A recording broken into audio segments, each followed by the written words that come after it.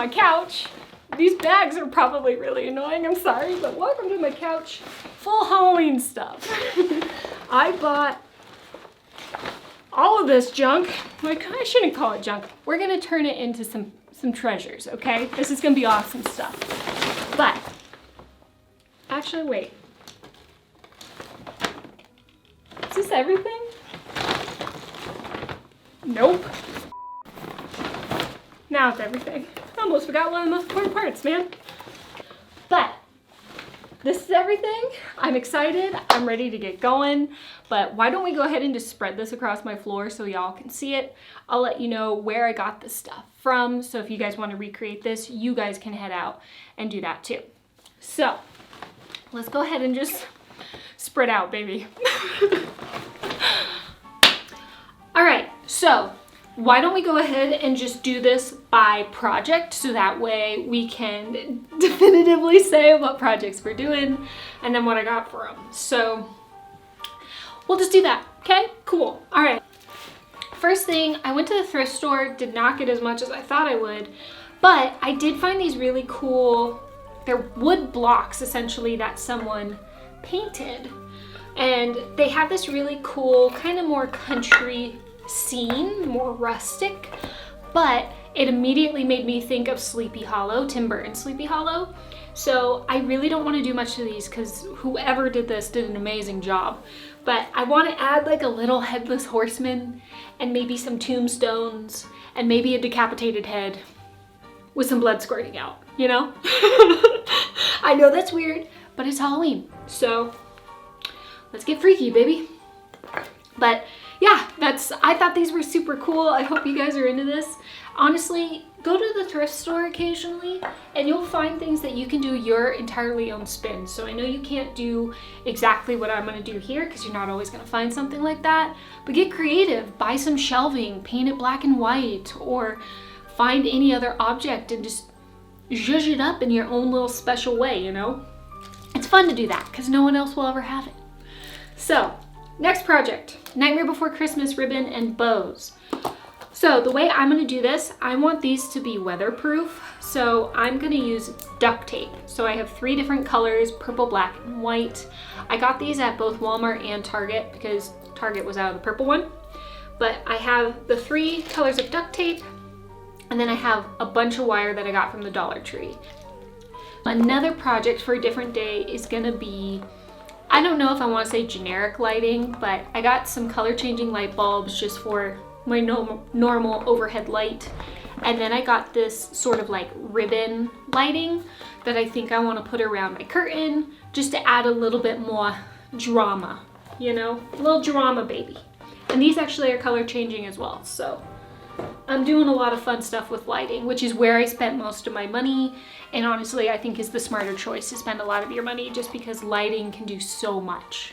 On that note, I also bought string lights. These are gonna be my twinkly lights for my starry night. So I am gonna do that, which I'm super excited for. These also change to the music. So I thought that was fun and it completely sold me. So I bought these. Now for the starry night as well, I was thinking of having clouds to make it resemble a little bit more of a sky. So I picked up polyfill. I do have some in my closet as well, but I thought this could be good for making clouds. We'll see, but I thought this would be good for clouds. That's all there is to say about that. So, night sky, one of our projects. Now the ghosts that I was drawing yesterday that you guys got to see in my design, I just basically bought foam sheets from the craft store. You could get these at like Michael's, Hobby Lobby. I don't know if you could get them at Walmart, but they're just foam sheets.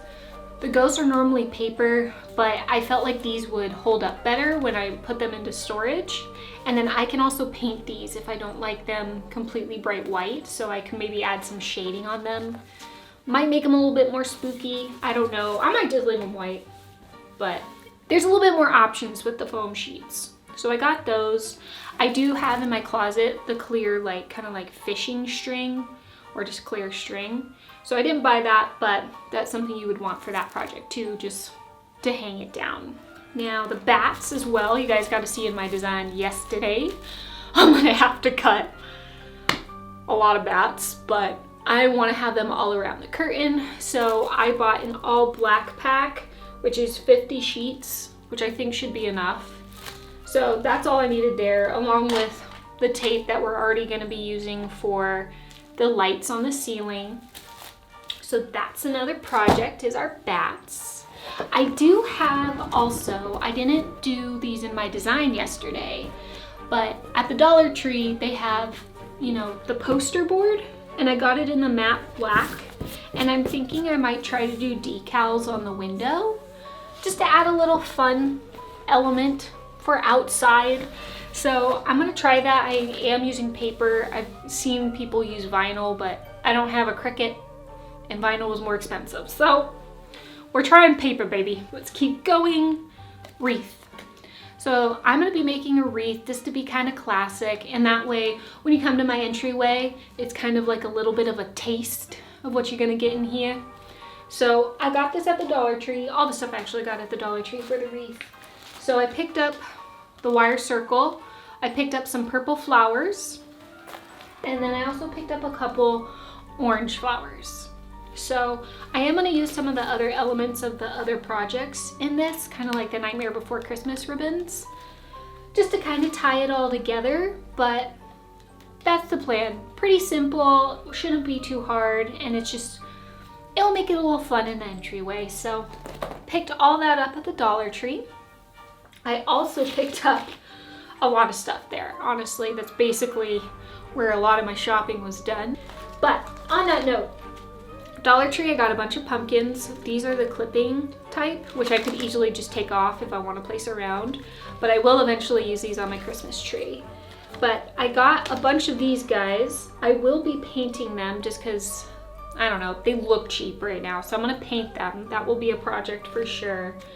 And I also got little pumpkins from Dollar Tree as well, so that way I just have some variation in size just to create a little bit more interest.